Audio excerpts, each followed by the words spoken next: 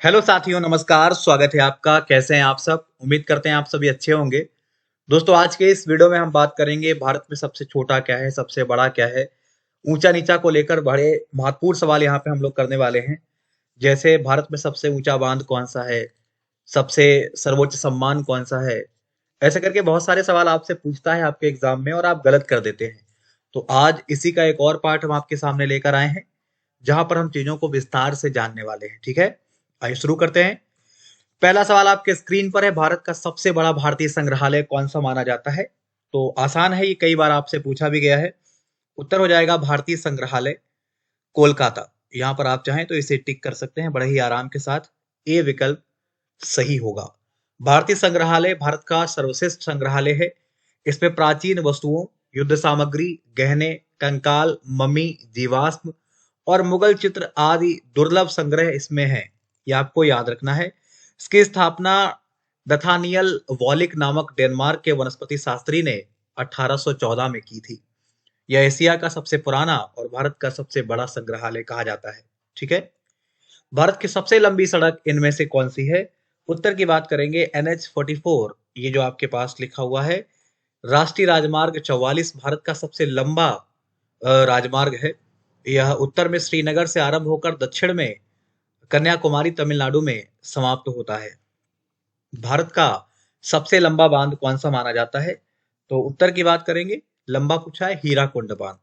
भारत का सबसे लंबा बांध हीराकुंड है। यह उड़ीसा राज्य के संबलपुर जिले में महानदी पर बना हुआ है। इस बांध की लंबाई 25.8 किलोमीटर है, जो भारत के किसी भी बांध से सबसे ज्यादा है। भारत की मीठे पानी की सबसे बड़ी झील कौन सी मानी जाती है? उत्तर की बात करेंगे, आंसर आपका वुलर झील हो जाएगा। वुलर झील जम्मू व कश्मीर राज्य के बांडीपोरा जिले में स्थित एक झील है। ये भारत की मीठे पानी की बड़ी झील कही जाती है। यह झेलम नदी के मार्ग में आती है। इसमें पानी झेलम नदी के द्वारा आता है। भारत की सबसे लंबी सहायक नदी कौन सी मानी जाती है? तो यमुना सबसे लंबी सहायक नदी के रूप में जानी जाती है। यह गंगा नदी की बड़ी सहायक नदी है। इसकी टोटल लंबाई 1376 किलोमीटर है। इसे याद रखिएगा। प्रायद्वीपीय भारत की सबसे लंबी नदी कौन सी कही जाती है? उत्तर की बात करेंगे, प्रायद्वीपीय भारत की सबसे लंबी नदी है गोदावरी। समझ गए? प्रायद्वीपीय भारत की सबसे लंबी नदी का नाम है गोदावरी। इसकी टोटल लंबाई 1465 किलोमीटर है। यह भारत में गंगा के बाद दूसरी सबसे बड़ी नदी कही जाती है। भारत का सबसे ऊंचा बांध कौन सा माना जाता है? उत्तर की बात करेंगे, आपका टिहरी बांध सही है, ध्यान रखिएगा। और भारत देश का सबसे ऊंचा बांध टिहरी बांध है। यह उत्तराखंड राज्य के टिहरी जिले में स्थित है। ये बांध गंगा नदी की प्रमुख सहायक नदी भागीरथी पर बनाया गया है। भारत का सर्वोच्च सम्मान कौन सा माना जाता है? तो बहुत इंपॉर्टेंट रहेगा, 8 नंबर। उत्तर की बात करेंगे, आपका जवाब हो जाएगा भारत रत्न। ध्यान रखिएगा, भारत का सर्वोच्च सम्मान है भारत रत्न सम्मान। यह सम्मान राष्ट्रीय सेवा के लिए दिया जाता है। इन सेवाओं में कला, साहित्य, विज्ञान, सार्वजनिक सेवा और खेल बहुत कुछ शामिल है। इस सम्मान की स्थापना 2 जनवरी 1954 में भारत के तत्कालीन राष्ट्रपति डॉक्टर राजेंद्र प्रसाद के द्वारा की गई थी। भारत का सबसे लंबा समुद्र तट कौन सा माना जाता है? उत्तर की बात करेंगे, आपका मरीना बीच यहाँ पे सही है। और भारत के तमिलनाडु राज्य के चेन्नई में मरीना बीच भारत में सबसे लंबा समुद्र तट है। बंगाल की खाड़ी के कोरोमंडल तट के किनारे लगभग 13 किलोमीटर तक यह फैला हुआ दुनिया के सबसे लंबे शहरी समुद्र तटों में से एक माना जाता है। क्लियर? क्षेत्रफल के आधार पर भारत का सबसे बड़ा राज्य कौन सा माना जाता है? सवाल नंबर 10 रहेगा। उत्तर हो जाएगा राजस्थान, जो कि ध्यान रखना है आपको। और क्षेत्रफल के आधार पर यह भारत का सबसे बड़ा राज्य है, जिसका क्षेत्रफल 3,42,239 वर्ग किलोमीटर को कवर करता है। जनसंख्या के आधार पर भारत का सबसे बड़ा राज्य कौन सा है? तो उत्तर प्रदेश जनसंख्या के आधार पर भारत का सबसे बड़ा राज्य है, जिसकी जनसंख्या 2011 के आंकड़ों की माने तो आपकी जनसंख्या 19,98,12,341 थी। चलिए, भारत का सबसे बड़ा तारामंडल कौन सा माना जाता है? MP बिरला प्लेनेटेरियम, ये आपको नाम ध्यान रखना है।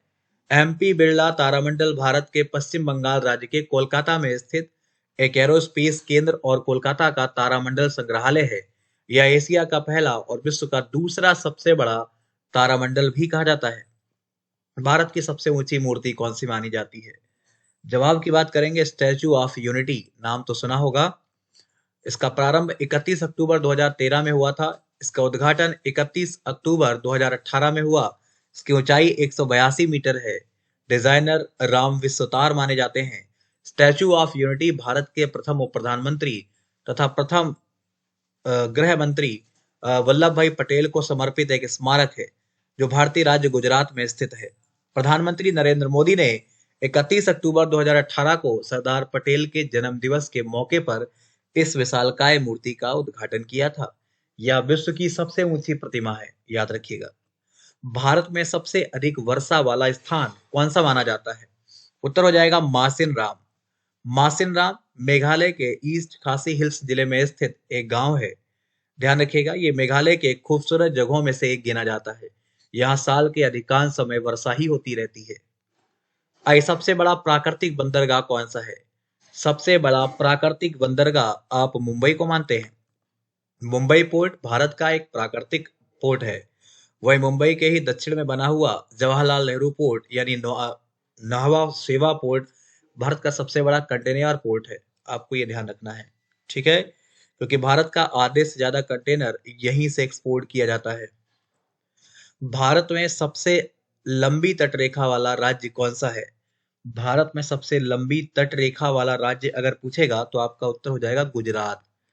ध्यान रखिएगा, गुजरात की जो तटीय लंबाई है वो 1600 किलोमीटर है, जो सबसे ज्यादा है। भारत का सबसे लंबा रेल मार्ग कौन सा माना जाता है? उत्तर की बात करेंगे, डिब्रूगढ़ से कन्याकुमारी। ध्यान रखिएगा, डिब्रूगढ़ से कन्याकुमारी भारत का सबसे लंबा रेल मार्ग है। दुनिया के सबसे लंबे रेल मार्गों में ये भारत का डिब्रूगढ़ शामिल है। इसकी टोटल दूरी तकरीबन 4300 किलोमीटर मानी जाती है। भारत का वर्तमान में सबसे लंबा रेलवे प्लेटफॉर्म कौन सा है? उत्तर की बात करेंगे, फिलहाल आपका गोरखपुर होगा, इसे आप याद रखिएगा। गोरखपुर प्लेटफॉर्म भारत का वर्तमान में सबसे लंबा रेलवे प्लेटफॉर्म है। गोरखपुर रेलवे प्लेटफॉर्म की जो लंबाई है वो तकरीबन 1366 मीटर है।